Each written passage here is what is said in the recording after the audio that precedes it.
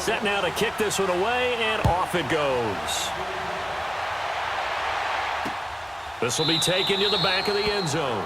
And no run back here. This will be a touchback, and it comes out to the 25-yard line. So here are the Broncos now for their opening drive. And they will be led out by their 6'4" quarterback.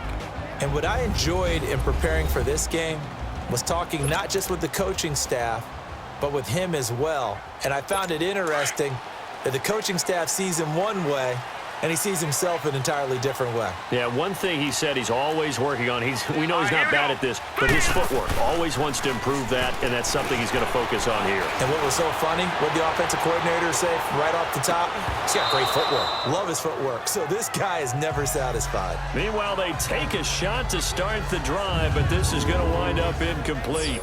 And the Buffet boys, the O-line, hopefully they're ready today. Listen, you got to feed them first. But if you do, you usually get a great product out on the field. And when they play well, the quarterback can't wait to feed them afterwards. Line of scrimmage, again the 25, 2nd and 10. All right, here we go.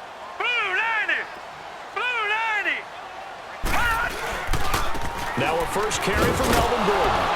And that one blown up quickly as he's going to be stopped before he could even get started. It'll go as a loss of a yard, and it'll set up 3rd down. Perfectly designed blitz right there. They took that one from the grease board to the field because they were able to free up their linebacker to get into the backfield and spill the play. Set. Green 39. The play action fake. They'll look to throw. Trying to lay one up deep. And got his man complete. And able to rip off a big chunk of yardage before being dropped inside the 40. And give him a gain of 37. A nice job there, Charles. They picked up the blitz, were able to complete the pass. That had the total feel of a quarterback in control. Red blitz, got him into the right protection scheme, so he doesn't get hit back there. He's got a chance to step up with supreme confidence and deliver it downfield for a nice completion. Give him 5 on the carry there, and it'll be 2nd down. And the big meat on the D-line, we'll see how they do today. And I'd hate to be an offensive lineman having to deal with these guys. They come in hungry, mean, and confident. They think that no one can block them.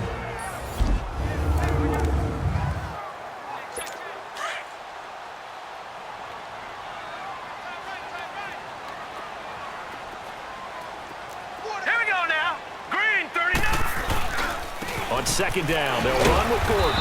And he'll get this down to about the 30, 31-yard line. 3 yards is half of what they needed. Now can they get the other 3 here on 3rd down? And that's one of the reasons you like to blitz even on rundowns. It confuses the blocking assignments. It doesn't allow those offensive linemen to get up to the 2nd level. Now let's go. Blue 90. Blue 90. On 3rd and short, they'll try and pick it up through the air. Over the middle into traffic, and that's complete. The completion there winds up a wash, and it'll bring up 4th down. Brandon, just mark that under the category of just not successful. Trying to throw the ball, just didn't work on that one. Completed it. No yardage. And McManus able to put it through. And the Broncos, the first to grace the scoreboard. It's 3-zip. So the first points of the night belong to our home team as they're able to take the opening kickoff and at least get 3 points out of it. Yeah, and that helps the crowd, right? Helps people feel good about why they're there watching this game. They moved the ball well on their opening drive. And all that worked, but he stopped where he ultimately would have been, and he's simply taken a knee, and that's the 25-yard line. So out comes this offense to take over for the first time. Ryan Tannehill will be orchestrating the offense, the top 10 pick back in 2012. A terrific athlete, started at wide receiver before becoming the starting quarterback at Texas A&M, and also took his studies pretty seriously as well. He was a biology major at Texas A&M, planned to become an orthopedic surgeon, but being the 8th pick in the NFL draft, that paid just a little bit better. Tackled by Bradley Chubb, the number 5 pick in the 2018 draft. And the big boys up front in the trenches. What do you think of the O-line, Charles? I love them because this is a group that's so cohesive. They know what the man next to them is going to do at all times, and they operate as a terrific unit.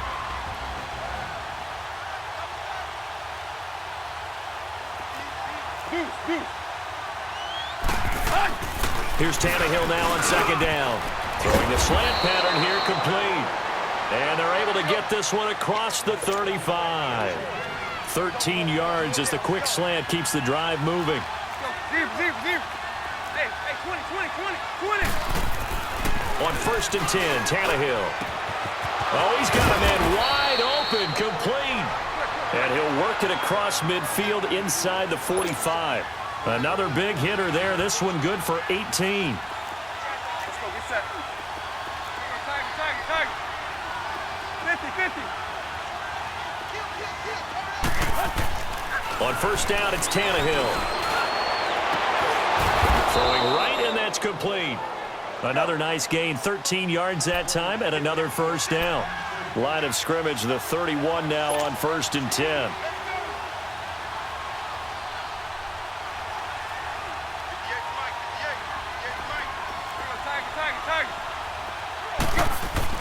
On 1st down, Tannehill.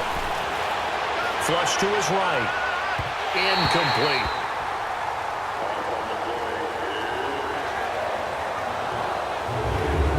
Partner, your thoughts on this D-line? I love a unit that can control the run and get after the passer. This is an all-around terrific defensive front. Hard to move the ball against them on the ground, and then when you want to throw it, look out. Here they come after the quarterback. Line of scrimmage, the 31 as they line up 2nd and 10. Hey, 20. They'll fake the handoff. Now Tannehill. He gets it to Humphreys. And he gets this one inside the 15, just a yard or two shy of the 10. It's the first time that they've looked his way tonight, and he comes up with a 1st down on the play. I have no crystal ball up here. I can't truly see into the future. But if they don't start getting some pressure on him, make him move around a little bit and do something with the receivers to, change up their timing, they're just going to get shredded as we've seen so far. Right now, they're off to a blazing start. Yeah, and you are right. He looks way too comfortable back there in the pocket. Yeah, there shouldn't be a pillow back there for him, all right? As a defensive guy, they've got to dump him on his backside a few times, shake things up. Yeah, they're going to need an in-drive adjustment here on this first series. A give to Henry. And he gets in. Touchdown, Tennessee. Derrick Henry, a 3-yard touchdown run. And the Titans have taken a first-quarter lead. And there you go. Nothing really too complex. Block, keep to your assignments, let them run it in. They did it. Fundamental football. Good blocking, beats good tackling on that play. End result, touchdown. Now for the point after.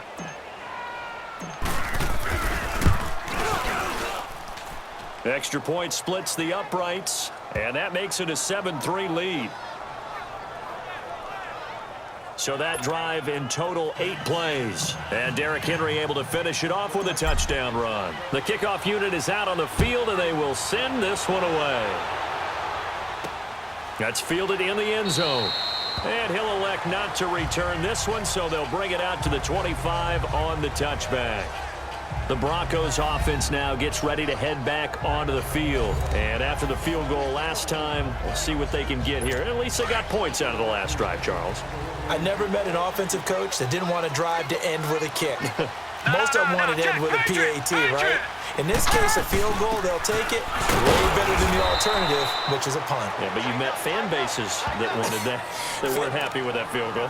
I haven't met a fan base yet that wants to drive to end with a kick, other than the extra point. That's it.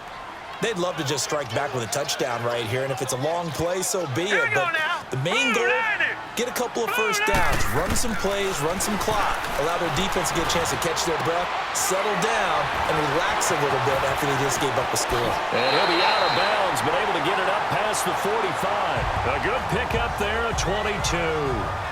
Just the first quarter, but tackling going to be so important going forward. They've got to limit plays like that. And that's something when you see it happen early in the game and they don't get him on the ground, you can always tell that they were concerned about it going in. Because I can just tell you from my days, I remember being in college and worrying all off-season about our season open opponent, and they had a receiver that could shake and bake with the best of them. I tackled him on the first pass of the game, and the relief was incredible. Ended up having a pretty decent ball game. But if I'd missed him, it would have been a different story.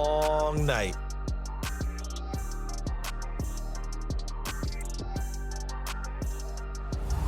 Back alongside Charles Davis, I'm Brandon Gaudin. It's Bronco football to begin quarter number 2, and they've got it here with a first down. Watch it now, Barney, Barney. They'll run it now out of the gun. And he's up over midfield and down into Tennessee territory. It's a 6-yard gain on the ground, and that'll make it 2nd and 4. Even though they gave up more than they wanted to on that play, it actually illustrates how well they bottled him up throughout the game because that was his longest run of this contest. On the counter, here's Gordon. And an alley to run. And he'll go down shy of the 40 at the 41. And 5 yards on the play there, it's a drive will continue. Boy, he does it at a high level, doesn't he? Because when I watch him, I think of his vision. Straight ahead, peripheral. Also has that sense of where holes are going to be before they actually open. I think that helps set him apart from many of the other backs in the league. They'll look to throw here on first down. There he goes inside the 30. It's his running back, Melvin Gordon. And down to the 28-yard line. That one good for 13 and a Denver first down. Good route, good pickup for first down yardage, and that is a tough one to cover, the angle route, because a running back getting out of the backfield, if you're trying to cover that, especially if you're in the linebacker spot and you're seeing this play develop, he heads out towards the flat first, and that often gets you to overcommit running in that direction. Then he cuts back up inside you into the middle of the field.